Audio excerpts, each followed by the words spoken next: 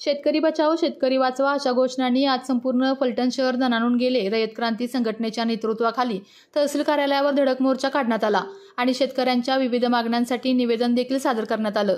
माजी कृषी राज्यमंत्री व रयत क्रांती संघटनेचे संस्थापक अध्यक्ष माननीय आमदार सदाभाऊ खोत यांच्या नेतृत्वाखाली शेतकरी मोठ्या संख्येने या मोर्चात सहभागी झाले होते। मोर्चाच्या शेवटी तहसीलदार यांना सर्व मागण्यांचे निवेदन देण्यात आले। फलटणमध्ये झालेल्या या आंदोलनात्मक मोर्चामुळे परिसरात मोठी उत्सुकता आणि उत्साहाचे वातावरण होते। शेतकरी वर्गाच्या न्याय मागण्यांना शासनाने सकारात्मक प्रतिसाद द्यावा अशी अपेक्षा यावेळी व्यक्त करण्यात आली।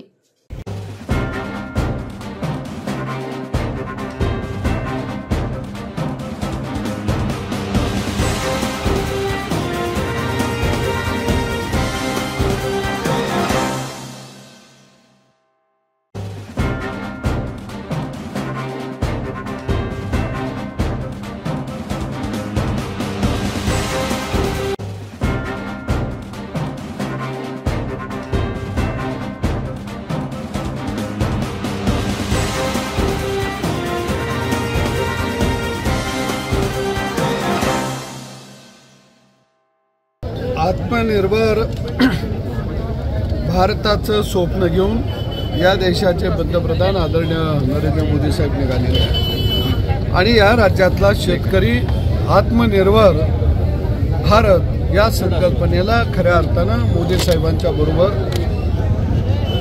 पावलाला पाऊल देऊन खांद्याला खांदा देऊन चालायला तयार आहे। स्वदेशीचा नारा दिलेला आहे, निश्चितपणाने आम्ही त्याचं स्वागत करत आहोत आणि म्हणून आमचं एकच मागणं आहे की शेतकऱ्याला आत्मनिर्भर बनवायचं असेल तर शेतकरी विरोधी कायद्याच्या ज्या बेड्या आहेत त्या बेड्या तोडून काढाव्या लागतील आणि दुसऱ्या बाजूला स्वदेशी जर भक्कमपणानं या देशामध्ये जर स्वदेशीचा प्रसार करायचा असेल तर शेतकऱ्याच्या शेतमालाला बाजारपेठ उभा करून द्यावी लागेल आणि बाहेरच्या बाजारपेठेवरती लगाम घालावा लागेल आणि निर्यातीला शेतकऱ्याच्या शेतमालाला मोकळीक द्यावी लागेल। ही मागणी घेऊन आज खऱ्या अर्थानं आम्ही या ठिकाणी आलेलो आहोत। एका बाजूला मी शेतकरी चळवळीतला कार्यकर्ता आहे। हवामान खातं जसं हवामानाचा अंदाज सांगतं की या जिल्ह्यामध्ये मुसळधार पाऊस पडणार आहे,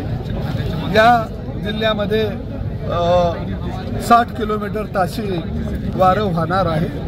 तसं आम्ही शेतकरी चळवळीतले कार्यकर्ते सरकारला शेताभाताचा गावगाड्याचा हवामानाचा अंदाज सांगायला या ठिकाणी आलेलो आहे की नेमका गावगाड्याला काय पाहिजे, नेमकं त्या दृष्टीने आपण काय करायला पाहिजे। आता शेतकऱ्यांपैकी काही मागण्या राहिल्यात का? राज्यामध्ये मोठ्या प्रमाणामध्ये परतीच्या पावसानं नुकसान केलेलं आहे। मध्ये कांदा असेल, कापूस असेल, कडधान्य असेल, तूर असेल, उडीद असेल, मका असेल, ऊस पीक असेल, अनेक पिकांचं भाजीपाल्याचं आणि शेत जमीनसुद्धा मोठ्या प्रमाणामध्ये खचून गेलेली आहे। हातात तोंडाला आलेला शेतकऱ्याचा घास गेलेला आहे। सरकारनं चांगली आणि मोठी मदत राज्यातल्या शेतकऱ्याला करावी, सरकार मदत करणार आहे, परंतु जरा भरीव मदत करावी की जेणेकरून राज्यातला माझा शेतकरी खऱ्या अर्थानं या आसमानी आणि सुलतानी संकटातून उभा राहू शकेल। गेल्या 10 वर्षात केंद्रात व राज्यात तुमचं सरकार आहे, तरी देखील दूध उत्पादकाचे प्रश्न आहेत गेल्या 10 वर्षापासून, यावर काय सांगाल? हो, त्याला जोडून विचारतो। तुम्ही आता सांगितलं तुम्ही 1995 पासून दुधाच्या धंद्यात आहात किंवा व्यवसायात आहात, पण तरीही कायदा होत असताना आणि कायदा होता मी आपल्याला नम्रपणानं सांगेन, मी एका गोष्टीचा उल्लेख केला होता। हा कायदा 1976ला आलेला आहे, त्याच्यानंतर 2-3 वेळा ह्याच्यामध्ये दुरुस्त्या झाल्या। 1995ला गोवंश हत्याबंदी कायद्यात अजून काही बदल झालं, त्यावेळी आम्ही शेतकरी चळवळीनं विरोध केलेला होता। शरद जोशींनी त्या संदर्भामध्ये भाष्यही केलेलं होतं की गोवंश हत्याबंदी कायदा नव्हे, हा गोपालक हत्याबंदी कायदा आहे। परंतु शेतकऱ्यांच्यामध्ये तेवढी जागृती त्या काळामध्ये नव्हती, याचं कारण शेतकऱ्यांना त्रास त्या काळामध्ये होत नव्हता। मी मगाशी सांगितलं की कॅन्सरचा पहिला टप्पा जाणवत नाही, दुसरा जाणवत नाही, तिसरा आणि चौथा जाणवतो। ज्यावेळी वाहनं अडवायला लागली दुधाळ जनावरांची, जर्सी गायची, होस्टन गायची, म्हशींची, आणि त्याचा परिणाम शेतकऱ्याच्या व्यवसायावर झाला, जनावरांचे भाव पडले गेले आणि मग शेतकरी आमच्याकडे यायला लागला की आता ह्याच्यावर तुम्हाला बोलावं लागेल. एक तुम्हाला मी सांगेन की घात असल्याशिवाय कधी पेरणी होत नाही, बिनघातीची पेरणी केली तर उगवून येत नाही. तुम्हाला हा धोका वाटला नाही का भाऊ, ज्यावेळेस हा कायदा लागू होत होता किंवा विधानसभेत मांडला जात होता त्यावेळेस तुम्हाला धोका नाही वाटला का की भविष्यात असं होऊ? त्यावेळी आम्ही निवेदन दिलेली आहे, त्यावेळी सरकारला आम्ही जागं केलेलं आहे, त्यावेळी सुद्धा आम्ही यावर बोललेलो आहे. आणि यापुढे काय राहणार आहे भूमिका सभागृहात? नाही, सभागृहात हे मांडू. आमची एकच मागणी आहे की देशी गाय ही आमची गोमाता आहे. शेतकरी, मी आपल्या सगळ्यांना हात जोडून विनंती करतो, शेतकरी देशी गाय कधीही विकत नाही, तो पाळायला देतो. लक्ष्मी म्हणून तिला पाळायला नेतात. कुणाचं लग्न होत नसेल तर देशी गाय दारामध्ये बांधतात, घरात गरिबी असेल तर देशी गाय दारामध्ये बांधतात, कुणाचा आजारपण मोठा असेल तर देशी गाय दारामध्ये बांधतात. परंतु आमचा प्रश्न आहे की जर्सी गाय, जर्सी होस्टन आणि म्हशी, अरे यांना तुम्ही अडवू नका, कारण ते जर त्याची देवाणघेवाण नाही झाली तर दुधाळ जनावरांची संख्या वाढणार नाही, उलट संख्या घटेल. दररोज मटण खाल्लं जातं बोकडाचं, मेंढीचं, शेळीचं, म्हणून शेळ्या मेंढ्या संपल्या नाही, त्याची संख्या उलट राज्यामध्ये 2025च्या जनगणनेमध्ये वाढलेली आहे. कोंबड्या ट्रकच्या ट्रक भरून जाते, त्या मग सफायला पाहिजे होत्या, पण पोल्ट्र्यांची संख्या वाढलेली आहे आणि राज्यामध्ये दुधाळ जनावर गाय आणि म्हैस, जर्सी होस्टन याची संख्या घटलेली आहे. म्हणजे ह्याचाही कुठेतरी अभ्यास करणं अत्यंत गरजेचं आहे. हे शेतकऱ्याचं अर्थशास्त्र आणि ते मोडू नये ही माझी प्रामाणिक इच्छा आहे. गोपीचंद राज्यातील गोशाळांची चौकशी करणार आहे का? मी मागणी केलेल्या राज्यातल्या सगळ्या गोशाळेची चौकशी करावी.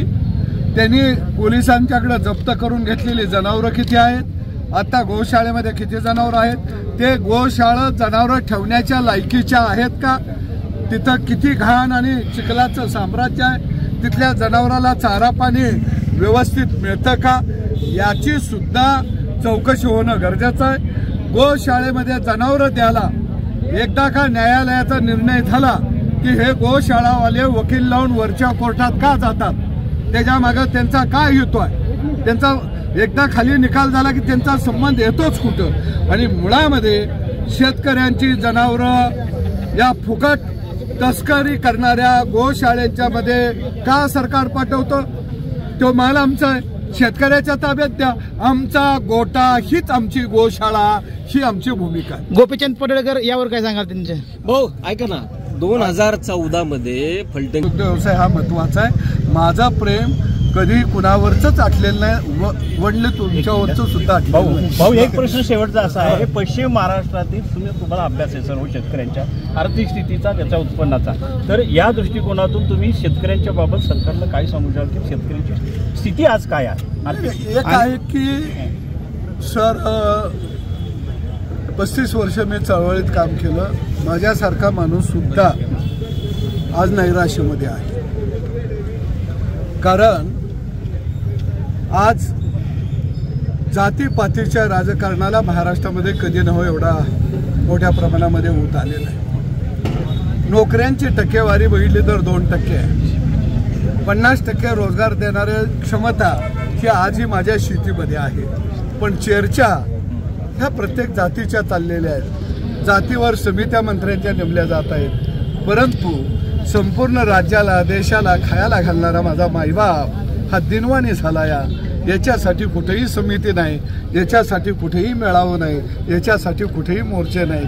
आता फक्त आणि फक्त जातीच्या दुकानांचा मालिक यायला लागलेला. भाऊ एक प्रश्न आहे, महाराष्ट्रात पहिला मोर्चा फलटण मधून काढताय, पुन्हा 2029ला माड्यामध्ये याची तयारी आहे?